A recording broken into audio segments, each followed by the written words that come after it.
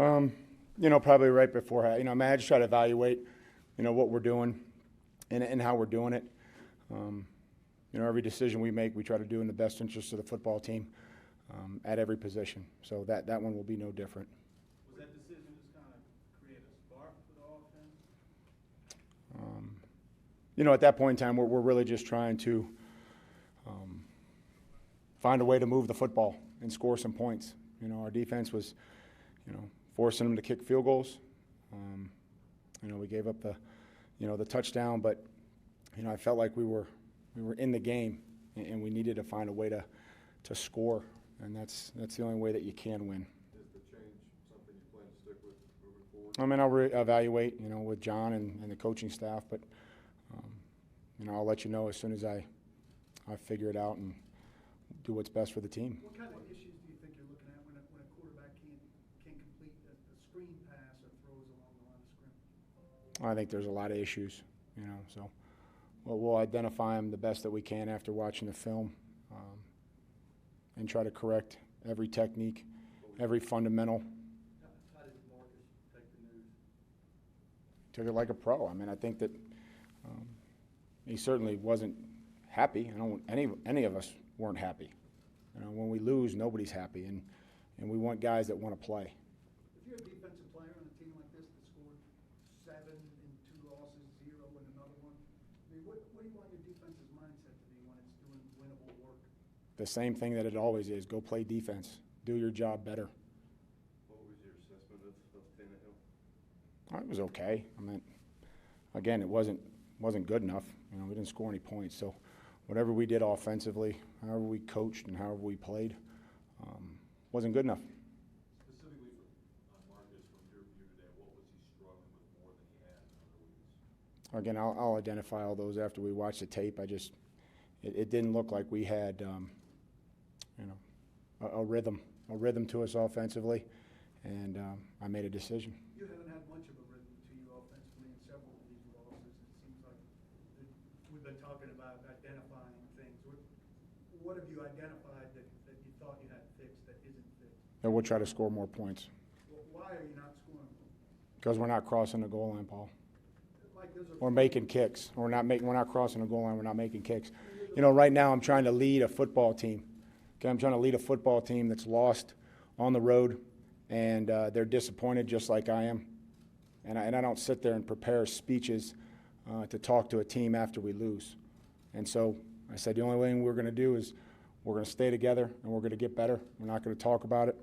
We're going to try to improve and get better. But you have lost And right now is not the time for me to try to answer every specific question that you may have as the with footwork or technique or why didn't we complete this pass or there's a lot of reasons. How do you keep guys from getting frustrated when it's been such a struggle the last couple of weeks? We have a job to do. We have a job to prepare each and every week, and we get one chance a week to go out and perform.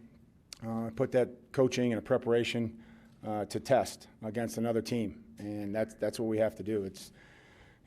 It's a long season, and the only way you get out of this is to fight and practice and prepare, and then obviously execute. Why not make the change at halftime? Why did you try to give Marcus a couple of shots to get? I just made the decision. I made the decision when I made it. Was there discussion at halftime about it? With who? You, other coaches, Marcus, anyone? Sure. About a possible switch? Sure. There's always conversations and discussions about positions and what we have to do to try to, get back going at halftime and make some adjustments, and that would be no different. Was there anything in particular you said to Tannehill when you went over there to talk to him? So get ready to get warmed up and get ready to try to go score some points. broadly on game plans, on play calling, where do you feel like Arthur's been and how this team responded? I think the biggest thing when we talk about play calling is that we have to, in all three phases, call plays that our players are prepared. And, I'll I have to identify by watching the film to see if we're prepared and if we knew what we were supposed to do. And then we have to go out and execute. And, if we don't know that, if we don't know what to do, then we have to make sure that And we're doing a better job of making sure that the players know what to do, but, you know, I don't know if that's the case. Still find yourself somewhat baffled by the sacks in particular, the numbers? Just baffled by, you know, we have to score some points. And taking sacks isn't going to help us score any points. How difficult is it, something like this for you in particular? Losing? Having to bench Marcus, having to go through all of this in a loss, all of the sacks, all of the problems that you guys. That's what I signed up for. That's what you sign up for. When you decide to coach at any level, you've made a decision that you're no longer on the fence. You can't have it both ways. You can't be afforded the luxury of waiting and seeing and then taking approach, well, I wouldn't have done that. You know, when you decide to coach, you decide to go all in, and you got to find ways to win and help the players and improve. So when you don't win, it's, to your point, how is it? It sucks. Thank you.